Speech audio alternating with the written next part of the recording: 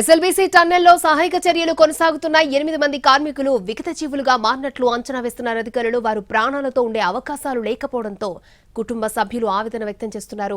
భారీగా పేరుకుపోయిన శిథిలాలను తొలగిస్తున్నారు rescue team. 5 నుంచి 20 అడుగుల లోతులో పూడిక పేరుకుపోయింది. మొదటి షిఫ్ట్లో వెళ్లిన వారు 5.5 గంటలు పనిచేసినా 2 అడుగుల కంటే ఎక్కువగా పూడిక తొలగించలేకపోతున్నారు. 8 రోజులుగా సహాయక చర్యలు కొనసాగుతూనే ఉన్నాయి.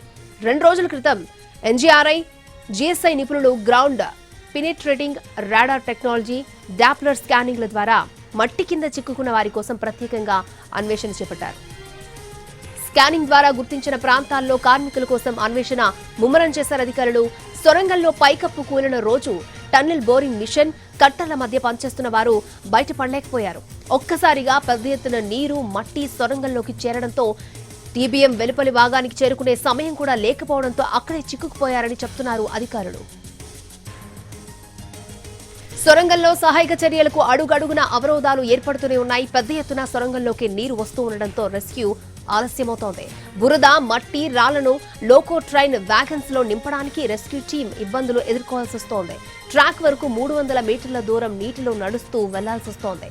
ఇవాళ సాయంత్రానికి లేదంటే రాత్రికి 4 వెలికి తీయాలనే లక్ష్యంతో ఎన్డీఆర్ఎఫ్ బృందాలు పనిచేస్తున్నాయి. 703 మంది సహాయక చర్యల్లో పాల్గొంటున్నారు. సింగరేన్ నుంచి 200 మంది రెస్క్యూ సిబ్బంది వచ్చారు. ప్రతి షిఫ్ట్ కి 120 మంది చొప్పున 24 గంటలు పూడికతీత చేపడుతున్నారు. టీబీఎం కింద చిక్కుకున్న వారిని వెలికి తీయడానికి 3 నుంచి 4 రోజులు సమయం పట్టే అవకాశాలున్నాయని చెప్తున్నారు అధికారులు.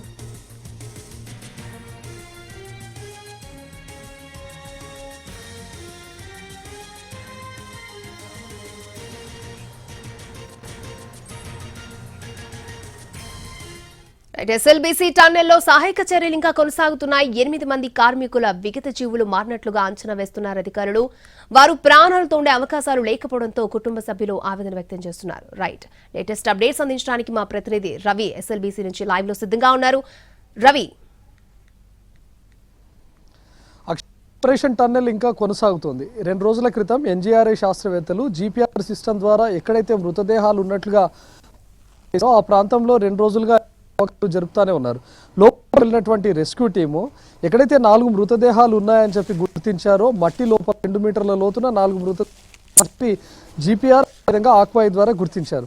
ఆ ప్రాంతంలో తవ్వకాలు జరుపుతున్నటువంటి టైంలో ఎప్పుడైతే వాళ్ళు 1 అడుగు మేర తవ్వడానికి ఎన్డీఆర్ఎఫ్ టీం కానీ లేకపోతే లోపలికి వెళ్ళినటువంటి రెస్క్యూ టీం ప్రయత్నిస్తుందో వెంటనే ఊట మాదిరిగా వాటర్ వచ్చేస్తున్నాయని చెప్తున్నారు. ఆ వాటర్ తొలగించి పైన ఉన్నటువంటి మట్టిని తొలగించే లోపు మళ్ళీ బురద పేరుకుపోతుంది. కనీసం మేము 1 మీటర్ కూడా లోపల దాకా తవ్వలేకపోతున్నాం అని చెప్తున్నారు. 2 రోజులుగా ఇదే ప్రాసెస్ కొనసాగుతుంది. ఎప్పుడైతే జీపీఆర్ సిస్టమ్ ద్వారా 4 మృతదేహాలను ఐడెంటిఫై చేశారో ఇమీడియట్గా కొన్ని గంటల్లోపే ఆ 4 మృతదేహాలు వెలికి రెస్క్యూ టీం బాగుంది. ప్రాంతంలో తవ్వకాలు జరుపుతున్నటువంటి టైంలో ఊపిరిగా వాటర్ కలిగించే క్రమం ద్వారా వాటిని బయటకు పంపించినా కూడా బ్యాక్ సైడ్ నుంచి వరదతో పాటు వస్తున్నటువంటి బురదంతా కూడా వచ్చి ఆ గోతిలో చేరుతూ ఉంది.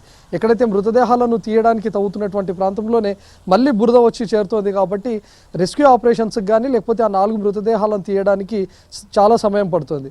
కానీ నిన్న మంత్రి జూపల్లి మీడియా సమావేశంలో మాట చెప్పారు, 24 గంటల్లో మేము మొత్తం పూర్తి చేస్తామని చెప్పారు. అంటే నిన్న మధ్యాహ్నం చెప్పారు. అంటే ఈరోజు మధ్యాహ్నం వరకు పూర్తి చేస్తారా లేకపోతే సాయంత్రం లోపు ఆ 4 మృతదేహాలను ప్రతి షిఫ్ట్ లో కానీ ఈసారి అదనంగా లోపలికి పంపించి వెంటనే ఎక్కడైతే బురద పేరుకుపోతుందో వాటిని క్లియర్ చేయడం, వస్తున్నటువంటి నీటికి అడ్డుకట్ట వేయడం ద్వారా అక్కడ ఇమీడియట్ గా 2 అడుగుల లోపు ఉన్నటువంటి 4 మృతదేహాలను వెలికి తీయొచ్చు అని చెప్పి కూడా రెస్క్యూ టీమ్స్ భావిస్తున్నాయి.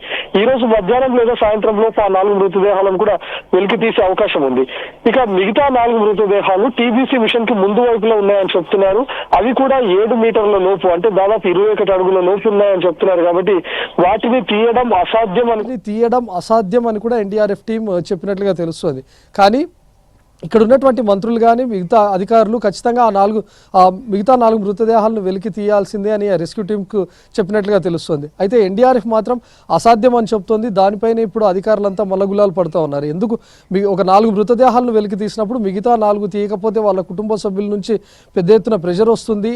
ఎందుకంటే 7 మీటర్ల లోతు తవ్వలేమా అనే క్వశ్చన్ కూడా ఎదురవుతుందని చెప్పి వాళ్ళు భావిస్తున్నారు. కానీ ప్రస్తుతం ఉన్నటువంటి పరిస్థితుల్లో కనీసం 1 మీటర్ కూడా లోపలికి తవ్వలేనటువంటి పరిస్థితి.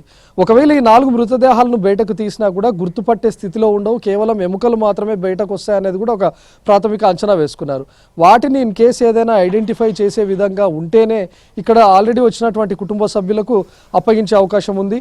మృతదేహాలను గుర్తుపట్టేటటువంటి స్థితిలో ఉంటేనే ఇమీడియట్గా ఇక్కడే టన్నెల్ వద్ద పోస్ట్ మార్టం నిర్వహించి కుటుంబ సభ్యులకు అప్పగిస్తారు. ఇన్ కేసు గుర్తుపట్టనటువంటి స్థితిలో ఉంటే ఫోరెన్సిక్ టీం ద్వారా నేరుగా హైదరాబాద్లో ఉన్నటువంటి గాంధీ హాస్పిటల్కు పంపించి అక్కడ DNA టెస్టులు చేసిన తర్వాత కుటుంబ సభ్యులకు అప్పగించే అవకాశం ఉంది. అక్షయ, కేవలం ఈరోజు 4 మృతదేహాలు మాత్రం బయటకు వస్తాయి. మిగతా 4 మృతదేహాలు వస్తాయా లేదా, బయటకు వెలికి తీసే అవకాశం ఉందా లేదా అంటే మాత్రం వాళ్ళు నో అనే చెప్తున్నారు. అక్షయ. ఓకే రవి.